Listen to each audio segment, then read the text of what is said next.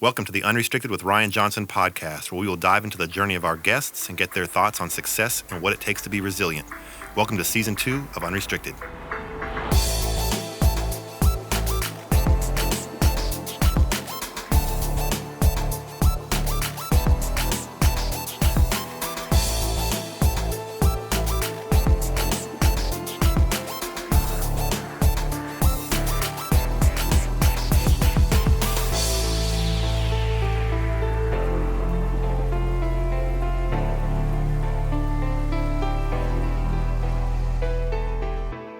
Welcome to Episode 5 of Season 2 of Unrestricted. We are joined here today by collegiate NCAA Division I women's basketball coach Amber Cunningham. She's played at the NCAA Division I level for Rice University. She's played internationally.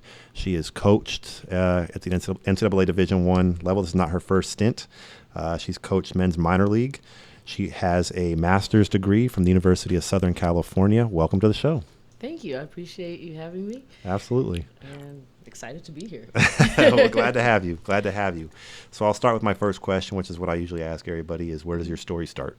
Okay. We're talking about the coaching part of this story? Life. Your life story. Life story? Okay, because I was thinking about that question. And we can start with wherever you want to start. Start with where you want to start. Basketball. Since Okay. That's kind of been the centerpiece of my life. Yeah. So when I was about 4 or 5 years old, I had leukemia. Wow. Yeah. And so as I was doing the whole recovery process, I would go out in the backyard. Well, not really a backyard. It was a patio. Okay. All concrete. Yeah, and yeah. it had the rim with no net. Yeah. And I'd go out there and shoot with my dad. That's awesome. And, you know, my points would be worth more than his in the same spot. So competitive advantage. Yeah. So that's pretty much where my basketball started. And then from there went on to rec leagues. Okay.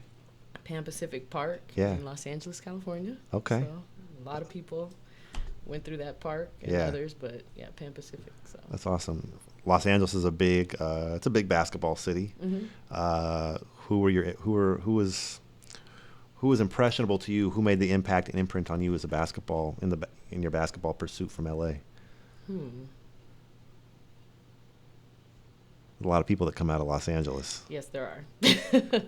Well, I went to a small private school. Okay. Like 18 in my graduating class. Wow. Type small. Yeah. Okay.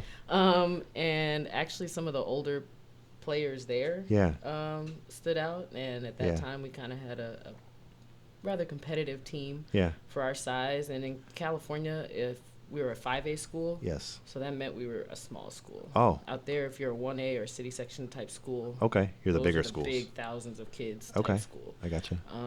And we were actually able to be competitive with some of those bigger schools. Yeah, wow. So that was fun to watch. You know, the older players be competitive and kind of set a standard. Yeah. And then be able to flow into that. Carry later on. Yeah. Very cool. How was the transition from high school to college? How was the recruiting process? It's kind of an exciting time for an athlete. Yeah, exciting, nervous. Yeah, it's a mixed bag of emotions. It is a mixed bag. I actually signed late. Okay. So there's like this signing period in November. Yeah. For basketball players, and then there's a late signing period in like the April, May. Okay. And so I did have an offer or two in the early signing period, but Yeah. didn't necessarily feel a good fit. And so went into my senior year and said, you know, we'll wait till the end and Yeah. see. And Yeah. I still don't know exactly how everything got connected, but I happened to be playing with a traveling team in Los Angeles, and those coaches vouched for me some kind of way Yeah. to Rice University assistant coaches, and before I knew it, I was on the phone with assistant coach, head coach, Yeah. and How exciting had an offer. So was that? that? Fun. That was really exciting, because Yeah. at that point I was, let's see, if we rewind back to like the January, that's when you're supposed to be applying to schools, I think. Sure. Yeah, it is. So I was applying to schools as a regular student. Okay. Yeah. Wow. So that'd be really exciting then. Yeah. Yes, it was very exciting to go on that visit, and it was one of those visits where like it just felt like home. And actually, my host is actually one of my like really good friends now. Yeah. So That's awesome. to have that connection from before I even started at the school Yeah. and into my current life. It's amazing. How was the transition from big city Los Angeles to going to I mean, was there a transition? Was it, culture shock? Was it, how was that for you? Whether it would be basketball or off the court. Okay. In terms of being a big city, not too much of a culture shock because, I mean, Los Angeles, Houston, they're both big cities. Yeah. One of the reasons I liked Rice is because they were a smaller school. They had that underdog, feel to them, even though I remember back in 2000, the women's team had gone to the second round of the NCAA tournament. Yeah. So, was trying to ride that wave. Yeah. You're talking about waves. Yeah. And so we were able to replicate that again my junior year. Okay. So that was exciting. But Rice, I like a campus. Like, I like to know here I'm on campus, here I'm off campus. Yeah. So Rice offered that. Yeah. It was a small school. I think 2,500 students or so Okay. when I was going there. And Yeah. I think I read something is still under 4,000 Wow. to this day. So Yeah. that's a really small school. How was the transition from high school play to the NCAA Division I level? I imagine that has to be, even being, obviously you were a great player, right, to warrant that offer and that opportunity. But I'm curious how that jump was, how that transition was. It's an eye-opener. Yeah. Because you do go from being, quote-unquote, the big fish to now you're with a bunch of other big fish as well as, people who are experienced at that next level. Yeah. So trying to find your fit. Yeah. And, I mean, I scored over 2,000 points in high school. Wow. So, Okay. I didn't come in still with that scoring average or anything. So Right. it's like, okay, where can I contribute Okay. as a freshman? That means, like, Yeah. being locked in, defense, rebounding, and kind of, like, let the rest take care of itself. Yeah. So my freshman year, I was able to eventually, get in some games and then even start some by the end of the season. So Wow. How was your college experience? I enjoyed it. Yeah. I would, do it again. If I could go back to college, that'd be great. How did your playing experience impact you as a coach, or how has it? As a coach, I didn't realize. Well, no, as a player, I didn't realize everything that the coaches were doing. Sure. I just show up to practice, or Right. whenever you're supposed to be somewhere, you just kind of like show up, Yeah. not realizing all the effort time and and organization and preparation that takes. Yeah. So having an appreciation for that. But as a coach, I would say having played, I think that helps see certain things from a player perspective as well. Yeah. And it gives you more insight into what they might be going through or how they're understanding things. Yeah. Because we know, like, as coaches, what we know. Right. But I didn't always know Yeah. what I know. Yes. So going back to when you're a player and you're like, yeah, there are things I didn't get. So But now it it's kind a of clicks. process. Yeah. You know what I mean? Right. So having that patience, but wanting them to, like, pick it up. You know what I mean? Yeah. So Before you got into coaching, you played overseas. I did. So we talked about kind of that. In high school, you were the big fish. You come to college, and there's an adjustment because now you're in a pond with other big fish. Yeah. You have to find out how you fit in. And I imagine, kind of like, I mean, you were alluding to this, is that you have to find your role. And everybody has a role. Even the quote unquote superstar, that's a role. So you had to find your role, and through your years at Rice, maybe that changed. Maybe your role changed. Did it? To some degree, I did, get a chance to maintain a starting position. Yeah. Actually, going into my senior year, we had a really strong freshman class. Yeah. So that actually flipped. Wow. And then there were quite a few injuries. Yeah. And it was one of those things where I could be like, oh, I'm a senior, he's not, not playing, and just be pouty about it. Yeah. But you just never know when your opportunity will strike. That's true. And we also had a coaching change. Okay. After Yeah. our coach got us to the NCAA again, and that's Yeah. that opportunity to look for your next opportunity. So Yeah. she took that, and then we had a new coach, and I enjoyed playing for Coach Williams, and Okay. as well as Coach McKinney. I Yeah. enjoyed playing for both of them. I Yeah. didn't have a problem. So. So you have those experiences. You play on the biggest stage, NCAA. Yeah, that was nerve-wracking. Yeah. Yeah. How I mean, dive into that a little bit. What's that? I mean, what's that like? Man, it's for especially coming from a school like Rice, it's like once in a lifetime kind of thing, Yeah. And you get up there, and I believe we played Georgia. We might have been with them for the first 10 minutes. Yeah. And then it just That had to be exciting, though. got out of hand from there.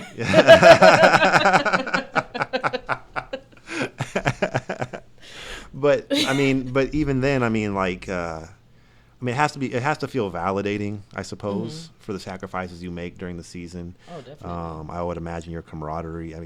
Would have been. You're not going to make the NCAA tournament, not being bonded. I would imagine. Yeah, no, it was pretty good, and while we weren't all best friends, we had that chemistry to get us through and on the basketball court and be successful. Yeah. Now, we did have the opportunity in my 4 years to go to postseason 3 of those years. Wow. So twice to the WNIT. Yeah. That's also exciting. It is. A lot of people are not playing into March. So when you have that opportunity, whether it's the NIT or WNIT or NCAA, I think those are great opportunities, and I enjoyed them. That's awesome. So from those experiences, you go overseas. Mm-hmm. How was that? Is it spoken to men and women that have played overseas, and you always hear of different experiences. Mm-hmm. And I'm curious what that experience was for you. Was there a culture shock? Was there an adjustment phase? Can you speak to that? Sure. So my mom is actually Dutch. Okay. Yeah. And I grew up eating Dutch food. Yeah. So when I got to Germany, they're close. They're next door they're neighbors. Very close. Their food is similar. Yes. I know they're not the same culture. I completely understand that. But again, the food is similar.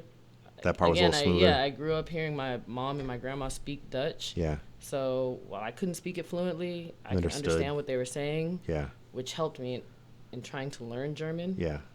Which I was pretty successful in doing, just being curious and asking tons of questions. Yeah. Because I didn't want to be relying on a teammate for me to go to the grocery store or to, be independent. You would be more proactive with your own journey. Yeah. So in that way, it wasn't too bad of a culture shock. I wouldn't even say really there was a shock. Yeah. In that way, I just remember, I think I got off the plane and I didn't have water with me for whatever reason. Yeah. And so a teammate was like, here. And I'm like, yeah, water. I gotta drink it. And it's the bubble water. Oh, yeah. Yeah. I was like, oh, I'm not used to that. Not the soft water. Yeah, it was that bubble water. So that was different. I remember our first road trip, we get out of the car. This was a culture shock. And several of my teammates were like lighting up cigarettes. Really? Yeah. I was like, oh, okay. Wow. This is different. Yeah, that is. Yeah, you wouldn't see that in the States. Yeah, no, you wouldn't. How was the level of play? I don't think it was as strong as college. Really? With those teams. Okay. It's almost set up, the best way to describe it, maybe like a bunch of YMCA teams. Yeah. And they have local sponsorship. Okay. And they have like several different divisions. So you're not going from high school to college to play and then to pro. Yeah. So you can have like high school age kids. Really? That are playing with pro. Yeah. Pro. Is it kind of like a farm system? Like kind of like more or less you're grooming and growing players and developing them through the system? If you have a very strong organization, yes. Okay. Then that would happen. And you can be in Division I, and if you're one of the bottom two teams. Yeah. You can slide down to Division II, and then the top one or two teams can bump up to Division I, doesn't always happen based on financial situations of different clubs. Okay. Because it changes your travel schedule and Yeah. things of that nature. But Okay. yeah, that was different. How long did you play overseas in Europe? About 4 years. Okay. Mm-hmm. Was it at the end of that 4 years, did you know that you wanted to get into coaching? I know you did some other things. I had no clue. I had no clue. When did you feel that your playing days as a professional in Europe in particular were, when it was ready, you were ready for something that's different? Probably my last experience just wasn't quite the same. Yeah. So I was like, I play basketball because I love it, and enjoyment you get from it. And What's that just next? wasn't the case with the last stint. So then one of my good friends' moms was like, thought about being a teacher? And so I applied at USC. Yeah. Without having to take my GRE. Okay. I did not want to take another standardized test. Got in. Wow. And took care of business and never actually got certified. Really? Okay. Because while I was working on my master's, I was helping out at Fairfax High School with the girls basketball program. Okay. And that coach actually was coaching Fairfax when I was a player in high school. So I played against her teams in the past. So it was like, oh, this is a small world, you know? So I was like, when I got a chance to help her with that and see the other side of basketball and coaching, I was like, I don't think I want to do this full time. She's like, yeah, you should. Coach Edwards. Shout out. That's awesome. So I saw an opportunity at Rice to be a video coordinator. Yeah. And with the coach that I had, Coach Williams. Yeah. And he took me on, and then from there. When you took the video coordinator position, did you have dreams of moving up in the staff? Was it kind of just, I'm going to take things as they come? Mm-hmm. What was your thought process at that time?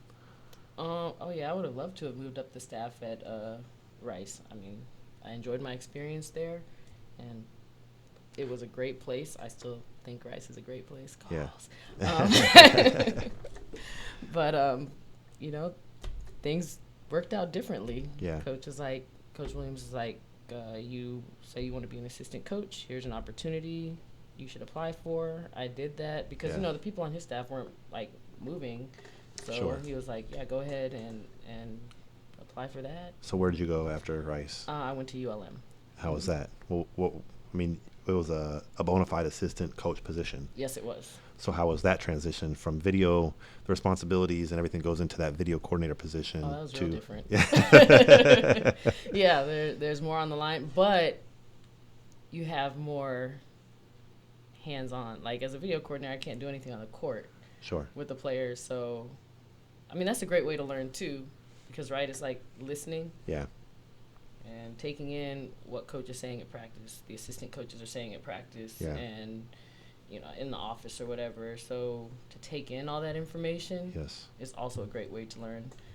But being somebody who wants to be on the court and, help the players out or, want to demonstrate something, that was tough because you're just not allowed to by NCAA rules. Yeah. So it was nice to get that opportunity at ULM. Yeah. How long were you at ULM for? That was 2014 to 2017. Okay. And then I came down to San Antonio. What brought you to San Antonio? Personal reasons. Okay. Mm-hmm. All right. So how do you like San Antonio? I enjoy San Antonio. Do you? I honestly never thought I would be in San Antonio. Yeah.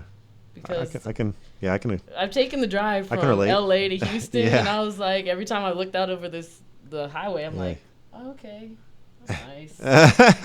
Kept moving. Yeah. Exactly. But having been here, and I've heard it said several times, it's like a small town, but in a big city. Sure. And the traffic is nothing like LA or Houston. Really? No. People think it's bad here. It is. It's frustrating at times. Okay, I'll give you that. It's nothing frustrating. like if I had to. Okay, so currently I think I drive like 18 miles. Okay. Or so to get to work. Yeah.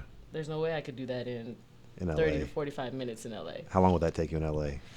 hour and day. a half, like all day. Yeah, like you said, like it would take me forever. What do you think as a coach? You've played at every level. You've coached as a coach.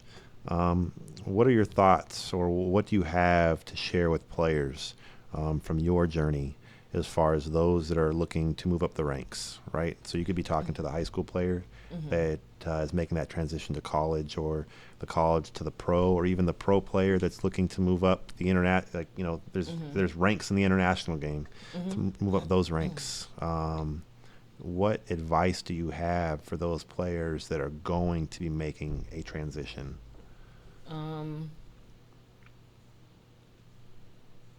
Put in work. Okay. What do you mean by that? To enhance your craft. Okay. Right? Yeah. So working on your skill, your knowledge of the game. Yes. Those aspects, as well as who you are on the court. What does your body language look like? Do you look like, somebody Negative. who's coachable? So again, so that now goes into be coachable. Yes. Your words, not mine. I don't know what you're talking about. So put in work to hone your craft. Be coachable. Yes. In terms of transitioning from one level to the next, and this kind of goes in sync with being coachable, is being adaptable. Okay. Yeah, you played this position, or this was your main skill at this level. However, you're at the next level, and being on this team, wherever that is, in the United States or the world, they need you in this capacity. You know what I mean? Right. So it's having some flexibility in that way, because if you want to be on the court, right, you kind of have to you have to make yourself. It's not about dampening your light, but it's really about how can you be most effective for the team. How can you use your talent for the team? Exactly. I think too many people, just in general, too many people feel like their light is going to be dampened when they're asked to provide their skill set in a context that maybe they didn't envision. True. Would you? I can see that definitely being an issue for people who are transitioning from one level to the next. Yeah. The thing about that is, having that narrow focus, yes. I think it's harder to grow. Right? So I've always been known as an ankle breaker. Yeah. And at the next level, they need you to also have a shot. We're not saying you have to hit like 60% or anything like that, but just enough that they have to respect you. Right. Because they're just going to sit in the paint and yeah, I dare you to shoot it. Right.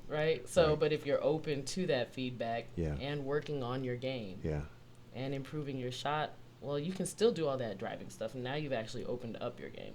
Interesting. Have you seen, whether it be the women's or the men's game, have you seen it change from the time that you were in high school to now? When was I in high school? I mean, obviously there's the big thing of the 3-point. Sure. It is the big deal nowadays. So I guess that might be something that's definitely changed, particularly on the pro level. I know with college, there has been a lot of change. I remember watching basketball with my dad. Tennessee was bringing the ball down the court, and at this time, there was no 10-second backcourt for women's basketball. Really? And he was just raging at the TV that she needed to get it across half court. Yeah. I was like, Dad, there's no rule. There's no 10 seconds. There's no 10 seconds. So that's changed. Yeah. I don't know if you're aware of the new rules. I mean, that were instituted while I was at ULM, while I was coaching at ULM. I mean, we went to the quarter system. I do know, yes. And that the NBA rule where, the last minute you can take that timeout, advance the ball. It. I mean, what are your thoughts on that? I think it's kind of a fun thing to have. Yeah, it is. Because, you really have to, think about those end game situations. Yeah. And it gives more layers, I think, yes, and there's more nuance to the game. And then having to communicate to your players, don't dribble the ball, don't dribble the ball. We need this timeout to advance it, So. What, you've coached men. Yes. You've coached women. Are there this differences? My question is are there differences? Do you find yourself, and I don't think it's a bad thing if your answer is yes, but do you find that maybe your coaching approach changes towards the demographic that you're coaching? So I will say this: I was stationed in Japan for 3 years, and I assisted on the men's high school team. But the head coach had a lot of experience coaching youth girls prior to that. So he'd coached girls and boys at the youth level, and he said that I just thought it was so interesting. But he said that when you're coaching girls, if you are aggressive is probably the wrong word, but if you're giving strong feedback to the group, it's accepted. But not an individual. The individual, Is that a cultural point too in Japan? Well, these were American players. Oh, they were American. They were American players. Okay. This was on the base, and these are American players. I just thought that was interesting. I don't know if you agree with that, if you disagree with that, or if there's other nuances maybe you've noticed. There's different pieces to that. Sure. Because I've heard a lot of people say, women are more emotional, and whatever the case might be. People hear that, yeah. And I'm like, honestly, I think men are just as emotional having coached I would agree with that statement. However, maybe I do see where men like squash things more quickly. What I mean? It doesn't just kind of like burn, like a hot coal or something. It's like, is that how it is? Sometimes, with women, it can progress a little bit longer. Okay. But yeah, that was the biggest thing. And also, I mean, we're talking about, I was working with men who were out of college, so probably their communication level is different. Okay. They know a little bit. I think they understand how they communicate. Yeah. More at the college level. You got a lot of kids coming straight out of high school, so that's a different mentality. Sure. Oftentimes than those seniors and juniors who've been at it for a while and understand like some more of that communication piece. In terms of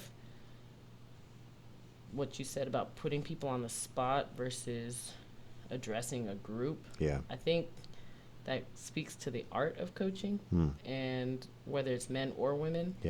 Who am I addressing? And how are you addressing them? Yeah, and how am I addressing them? There are going to be times when you just kind of it's a game situation and you just got to get to it. But as you can, who is my, the receiver of this message? Sure. And, sometimes you can address a person without addressing them. Just stop something. Yeah. Address the group. Yes. And, just work it that way. But it really is an art to communicating effectively that is I don't have it down just yet. I mean, I try to get better and better, but each time you got to reflect on what you've done. Sure, and it's part of the growth. How can I have communicated that better, or did I leave something out? Did I forget to ask, do you have any questions? Because I've done that before, and then I'm like, oh, nobody understood what I was talking about. So, I mean, I can't. Yeah, and that way I think it's squashing the emotional piece on the men's side happens more quickly to me than it does on the women's. Okay. So. Who has been the biggest impacts for you as a coach? Ooh, the biggest impacts. That could be it could be a coach that, another coach, or it could be just anybody.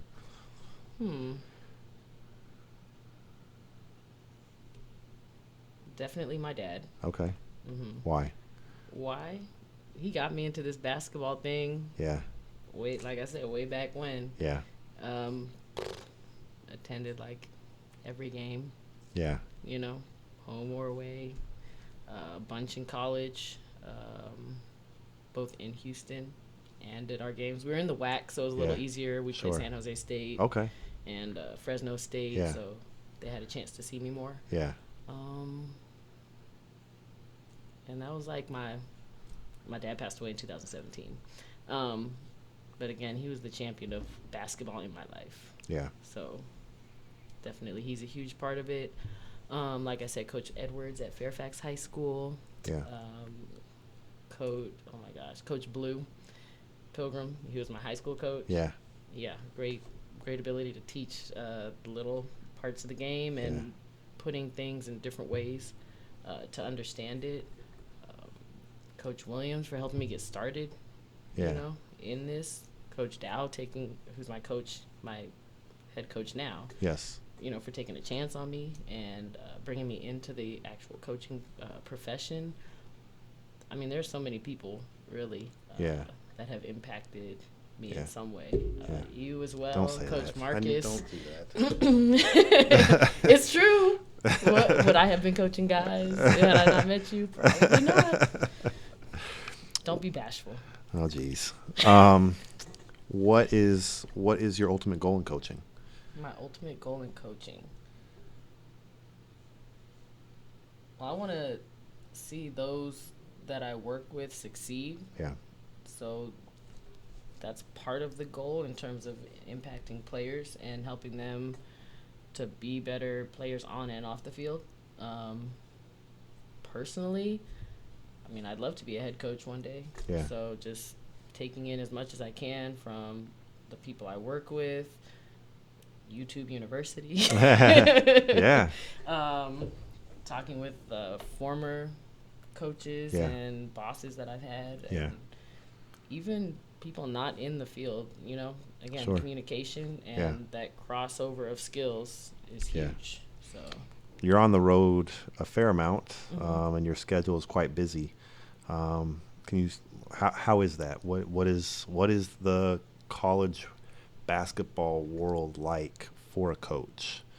I don't think people fully understand. I mean, we know people in the sports world are busy, obviously home and away games, but especially at the college level, there's more turnover than professional sports because you've always got a recruiting class coming in. Yeah.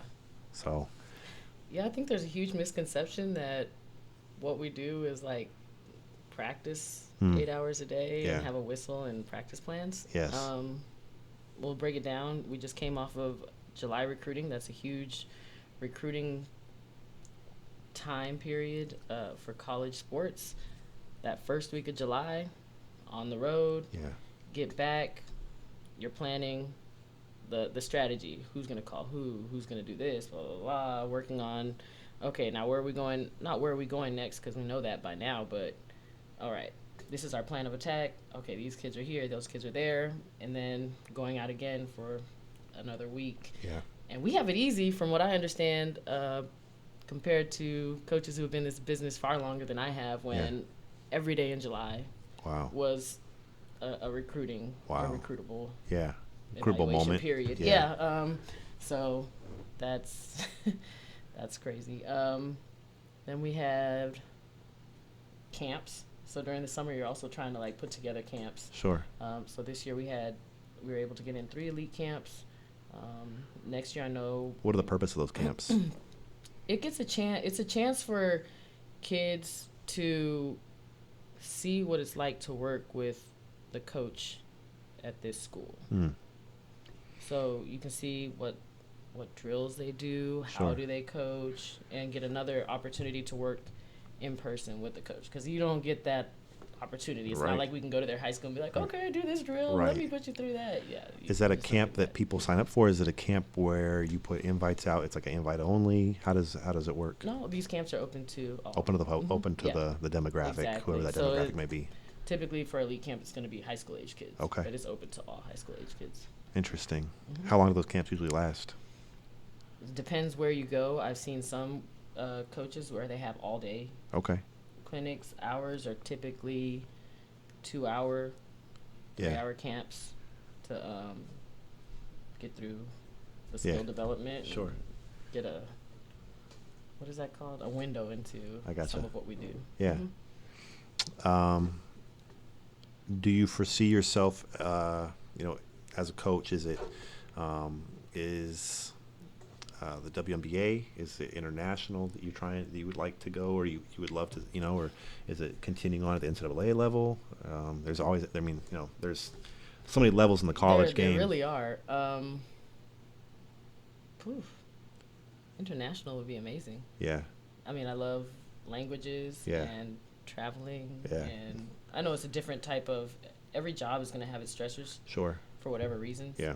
So I know those stresses are going to be different than, being a college coach or being in the WNBA. Yeah. So yeah, I mean, working my way up that way would be amazing. Kind of came up in the era where the WNBA was coming up, right? I went to the first Sparks game. Did you really? I think Penny Toller scored the first point, if I remember. I watched that on TV. Yeah. That's crazy that you were there. Holy cow. Wow. Wow. That was a small world. Yeah. Wow. It was a fun time. That's amazing.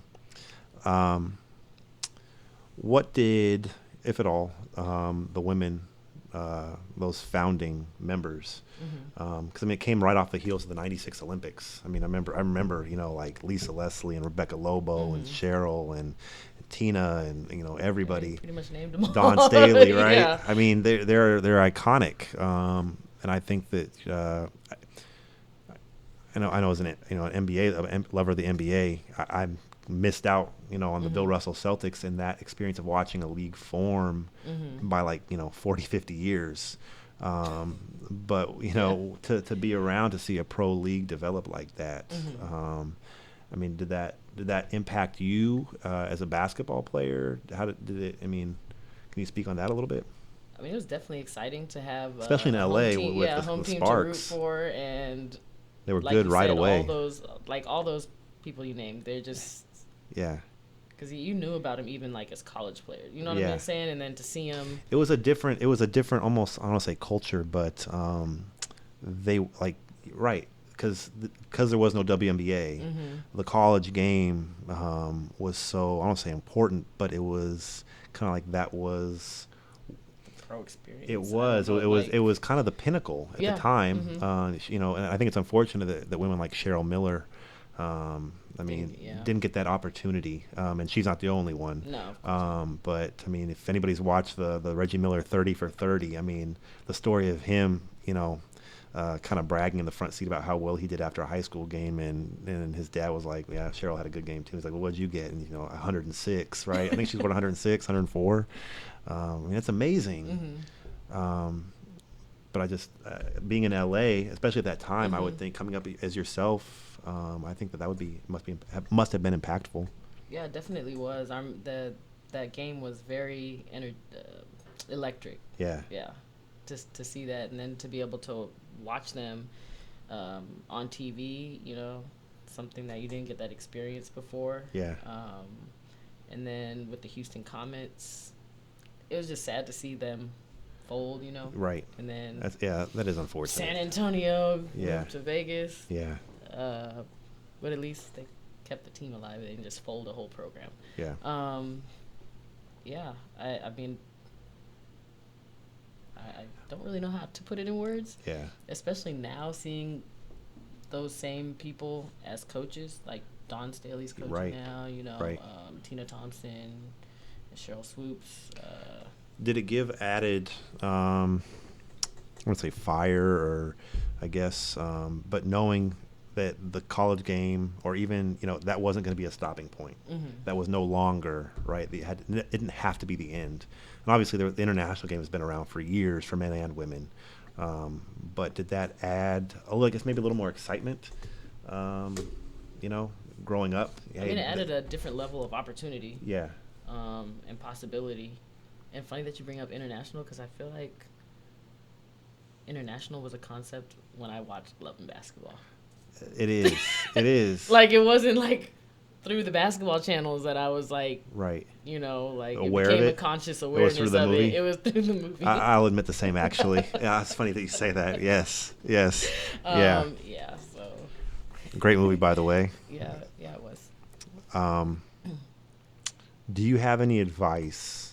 I don't know if you can give this, but if you have any advice, the NCAA has a ton of rules. So, as a coach, do you have advice to the middle school player, to the high school player that knows that they want to play college, or they know this is something they want to pursue?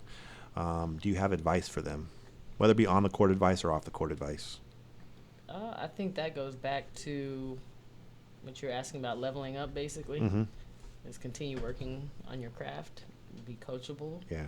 Be flexible for the needs of where you will be. Sure. at the next level, and be aware of the academic side too. How important is that? The academic side. That's huge because you have to be a qualifier. Yes. To get, so scholarship money. When it comes to the student athlete, is there more weight put on the body of the day-to-day schoolwork? Is it more important to do well on the test? You need to check both of those boxes. You got to check both of those boxes. I know the answer, but it's a sliding scale, so it is important because you don't want to miss out on an opportunity. Like, I couldn't have gone to Rice if I didn't take care of my grades and my test scores. And does it matter how good a player is? I think a lot of athletes think, oh man, I'll be good enough. I don't,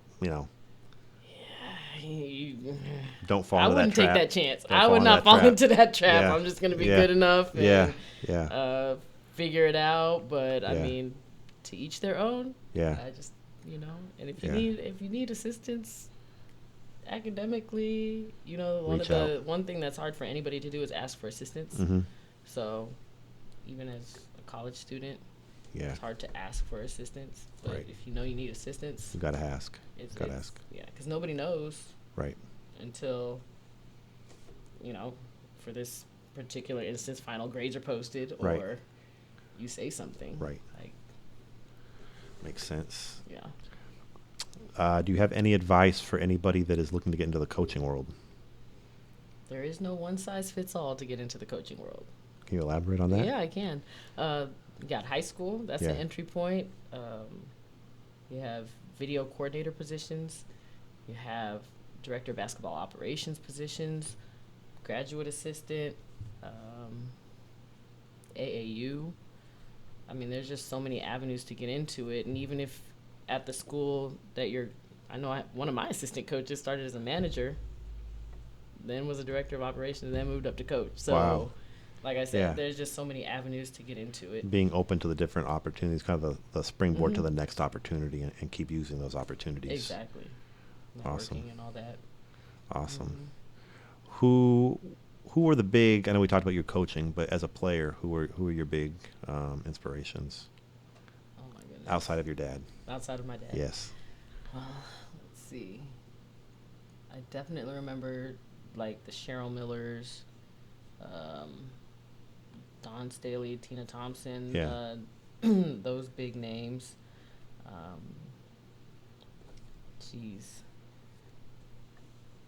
The Tennessee women's basketball team. I mean, they were dominating everything. They were kind of like the pre-UConn. Exactly. Yeah, the UConn before UConn. Yeah, exactly. Yeah. That whole That was an team, era. That was an era. I mean, when it came to the NBA and watching their stuff, I think I kind of more just would watch and try to like do what they were doing. Yeah. But I mean, Gary Payton, the glove. Yeah. Yeah, he was pretty great. Yeah, Rodman. Yeah. How were you as a player? Were you more of a defensive stopper? Were you more? I mean, I know you scored 2,000 in high school. Yeah, so more offensive minded. I feel like in high school I did both. Okay. And then in college I definitely was a defensive stopper. Yeah. And that rebounder. Did that relate to what the team needed from you versus? I mean. Yeah, that's how I found my way into finding your niche. Finding my way into some minutes. Yeah. Defense. Yeah, that was my thing. Like, I really took pride in being able to, lock someone down or, hold them to a lower game than usual. Sure. Mm-hmm. As the international game expands, is there scouting from colleges in the States for talent abroad, or is everything pretty much held domestically? Oh, no, international is. Yeah. Mm-hmm. It's the way of the future.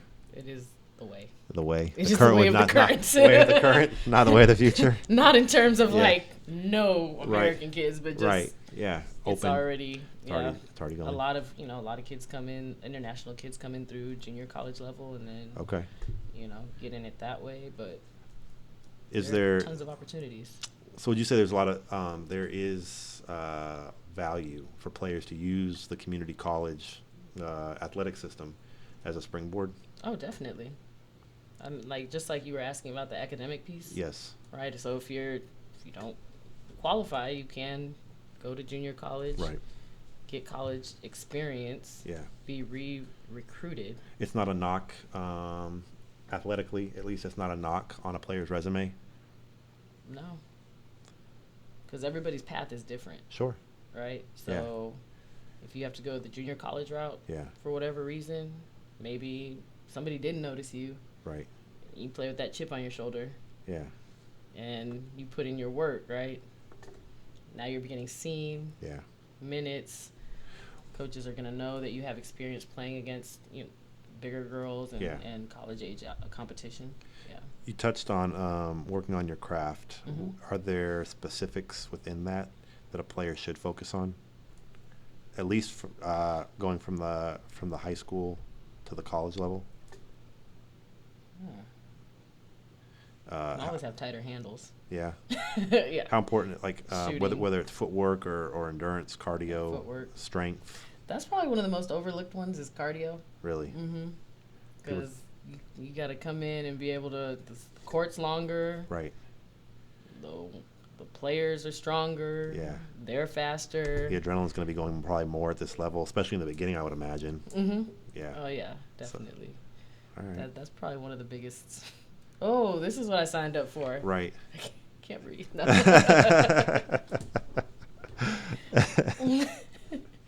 That's awesome. Well, I appreciate you coming on today. I appreciate your time. Yeah, thanks for having me. This is fun. I think that I can definitely speak for it. You're definitely a very knowledgeable coach, and I think that I'm excited to see where you go, where your journey goes. That's that is for sure. I think that players can learn a lot, at least from definitely from the stuff that you said today. I think I think there's a lot of valuable lessons in that, and I think your journey. I know that you contributed a lot to the men's team, the Aztecs, bringing your perspective. I think it's interesting how coaches can complement each other. I think that's important to the team dynamic and just team dynamic. That's very, very important, yeah. Yeah, leadership dynamic, how they can offset each other, because I think it draws certain personalities draw more.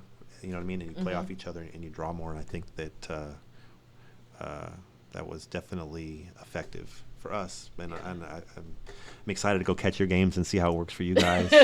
See how that's gonna be fun. How those games are. We'll definitely have to catch them. How can people follow you on social media, on Instagram? At Coach Amber BC. You got it. At Coach Amber BC on Instagram.